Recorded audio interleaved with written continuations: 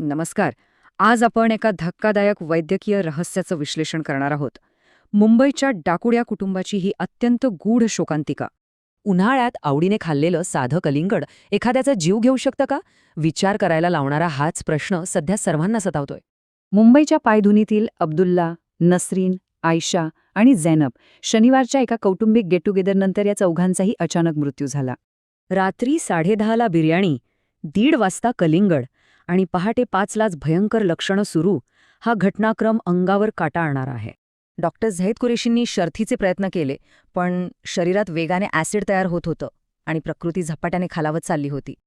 इथेच खरा ट्विस्ट आहे.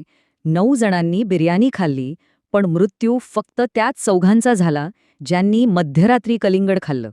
मग खरा गुन्हेगार कोण? ती बिर्याणी, कलिंगड की या दोघांचं प्राणघातक मिश्रण? चला यामागचं विज्ञान समजून घेऊया.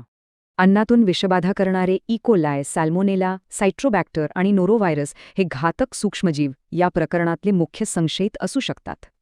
हे जीवाणू शरीरात शिरले की आतड्यांना सूज येते, भयंकर डिहायड्रेशन होतं आणि थेट किडनी निकामी होण्याची शक्यता असते. उन्हाळ्याच्या तीव्र उष्णतेत अन्न अगदी वेगाने खराब होतं. त्यामुळे रात्री उरलेलं अन्न विषारी होण्याचा धोका प्रचंड वाढतो. शिवाय काही फळं आणि भाज्यांमध्ये नैसर्गिकरित्याच घातक रसायने असू शकतात. यालाच विज्ञानात आपण प्लांट टॉक्सिसिटी असं म्हणतो. अगदी 2015मध्ये अभिनेते आदेश बांदेकर यांनाही कडू दुधी भोपळ्याच्या रसामुळे अशाच भयंकर विषबाधेचा सामना करावा लागला होता.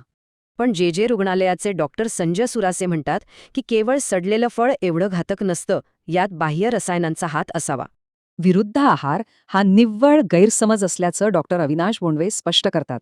कदाचित बिर्याणीचा एखादाच भाग खराब असू शकतो.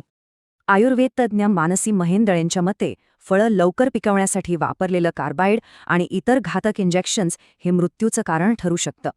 पण गुंता इथे वाढतो. पोलिसांनी तपास केला तेव्हा इतर कोणत्याही ग्राहकाला असा त्रास झाल्याचा अजिबात समोर आलं नाहीये. आता मृत्यूचं नेमकं कारण शोधण्यासाठी पोस्टमॉर्टम आणि व्हिसेरा रिपोर्ट येणं अत्यंत आवश्यक आहे, ज्याला 15 दिवसांचा वेळ लागेल. तोपर्यंत एकच मोठा प्रश्न उरतो. अंतिम अहवालात नेमकं कोणतं अज्ञात विष समोर येईल आणि हे गूढ कसं उखलेल?